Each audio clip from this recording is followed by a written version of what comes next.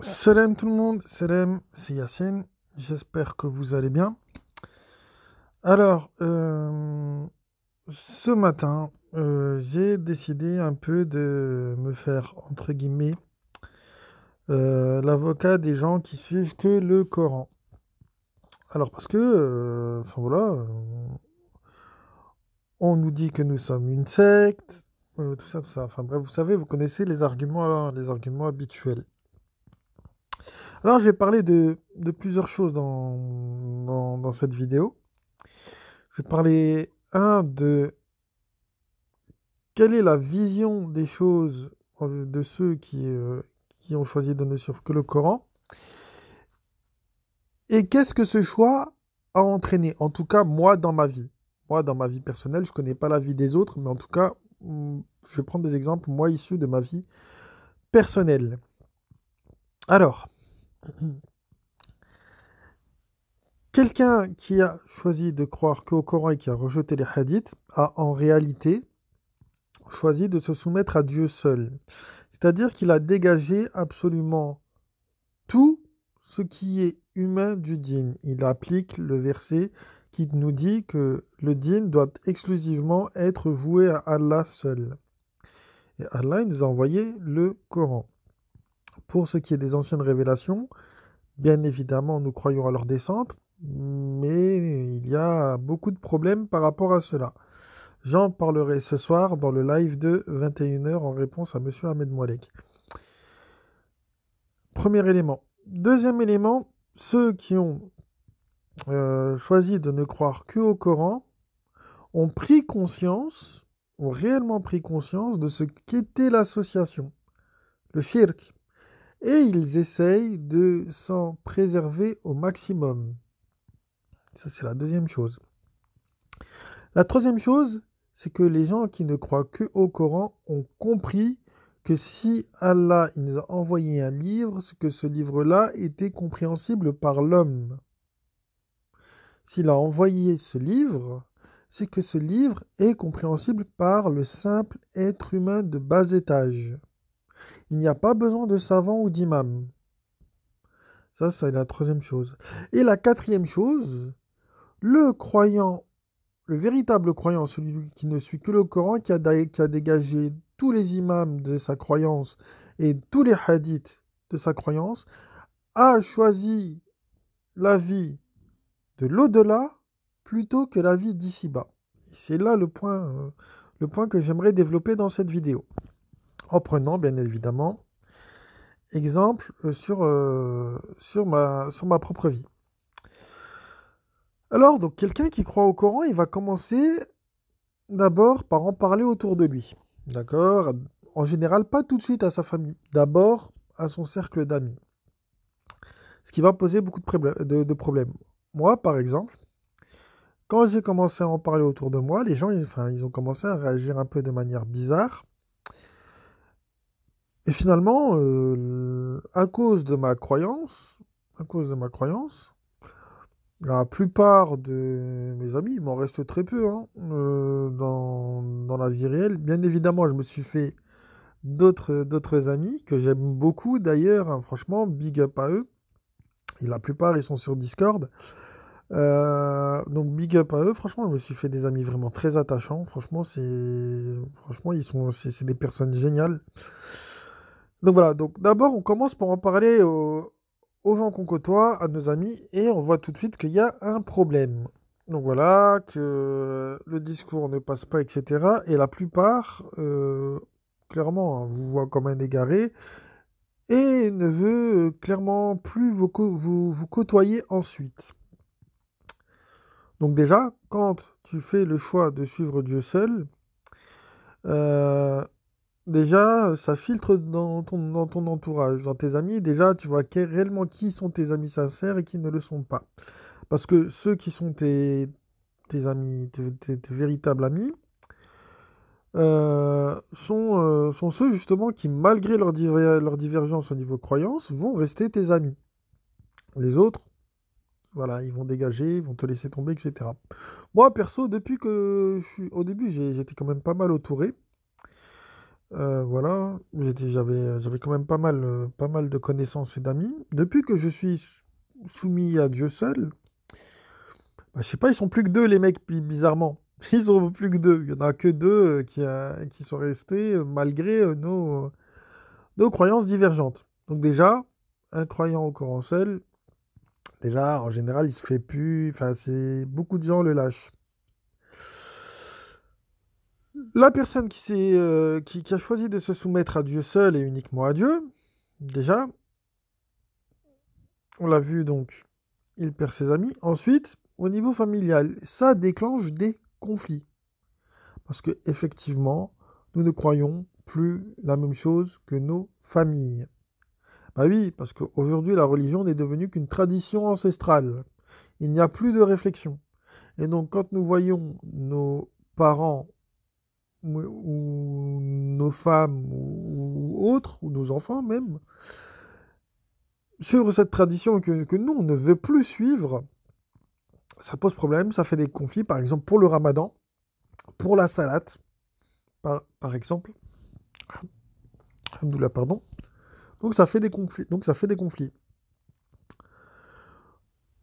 Donc, le croyant à Dieu seul, au Coran seul, donc il ne fait que suivre ce que Allah a révélé, il se met aussi en position de conflit vis-à-vis de sa famille. Donc, conflit avec les amis qui l'abandonnent et la famille qui lui font des reproches. Et malgré ça, il continue à croire seulement à ce que Dieu a révélé.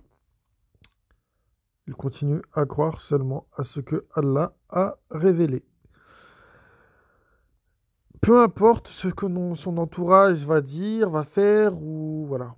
Non, il va continuer à croire ce en quoi Allah a descendu des preuves. Il va dégager tout ce en quoi Allah n'a fait descendre aucune preuve. Tout simplement. La troisième des choses, là, moi, je suis dans ce cas-là, c'est le croyant au Coran seul qui serait célibataire. Je vais parler des croyants au Coran seul ensuite qui sont mariés. Le croyant au Coran seul, donc qui ne croit qu'à Allah et qui refuse de lui associer quoi que ce soit, dans le Coran, on nous dit quoi? On nous dit de ne pas épouser une associatrice. C'est clairement ce qui est dit. Donc ça réduit vachement le champ des possibilités au niveau du mariage. Mais c'est pas grave. Le croyant au Coran seul a choisi cette voie-là. Et le croyant au Coran seul, comme moi par exemple, ou comme d'autres qui sont sur YouTube, on a fait un choix. On ne troquera jamais nos croyances pour l'amour d'une personne. D'accord? Voilà. Les choses sont claires. Moi, personnellement, je ne me mettrai jamais avec une chrétienne parce qu'ils associent à Dieu, ou avec une sunnite parce que je considère que le sunnisme est de l'association, ou même avec une chiite parce que je considère que c'est de l'association. Voilà. Non. Donc vous voyez, ça réduit vachement le champ des possibilités. Et ça, c'est un choix. Je ne m'en plains pas, je ne m'en plains absolument pas. J'expliquerai pourquoi après de tout ça, je ne m'en plains pas. Donc on a fait un choix. Entre Dieu ou le monde d'ici-bas, ou les avantages du monde d'ici-bas, nous avons choisi Dieu. Bien. Même dans nos relations amoureuses. Pour les personnes mariées avec des enfants, ça va poser des difficultés, notamment au sujet de l'éducation religieuse. Parce que les gens mariés, ils ne vont pas vouloir transmettre la religion traditionnelle, vous savez, celle que j'appelle moi la fausse sunna, ou qu'on appelle dans le Coran la sunna des anciens, à leurs enfants. Ils ne vont pas vouloir faire certaines pratiques. Par exemple, ils ne vont pas vouloir qu'on chuchote à l'oreille de leurs enfants la double shahada à la naissance.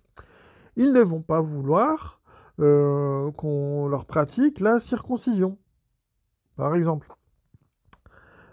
Et donc, ça peut engendrer de sérieux conflits dans le couple.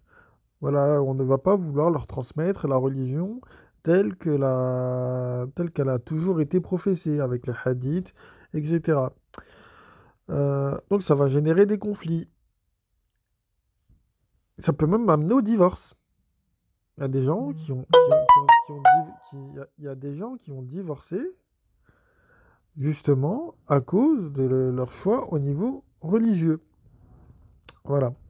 Parce que ça crée trop de tension dans le couple. Vous me direz, pourquoi je vous raconte ça? Alors, pourquoi je vous raconte ça? Donc, je vous ai mis un verset là, ici, là, à l'écran, donc c'est la sourate 20, le verset 2, qui nous dit: Nous n'avons pas fait descendre sur toi le Coran pour que tu sois malheureux. Vous me direz, ouais, mais Yacine, tout ce que tu viens de dire là, c'est quand même assez triste. Non, non, ça ne l'est pas.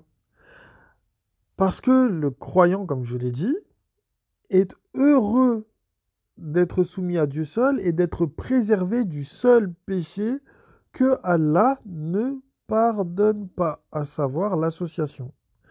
Et personnellement, je préfère, entre guillemets, sacrifier cette vie d'ici-bas et profiter pleinement de la vie dans l'au-delà, qui durera pour l'éternité, dans laquelle je serai heureux, etc. Donc en fait, c'est une question de choix.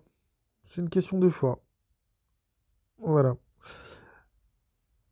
Et ce choix-là, n'en déplaise à beaucoup, ce choix-là démontre que ceux qui sont soumis à Dieu seul, qui ont choisi de ne suivre que ce que Allah a révélé, démontrent qu'ils ont une croyance ferme en Allah seul.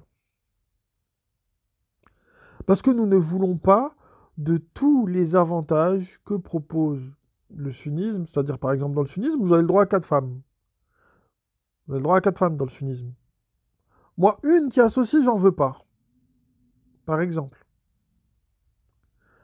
Euh, le fait d'avoir des amis, etc., issus d'une pensée unique que nous avons dans le sunnisme, j'en veux pas non plus.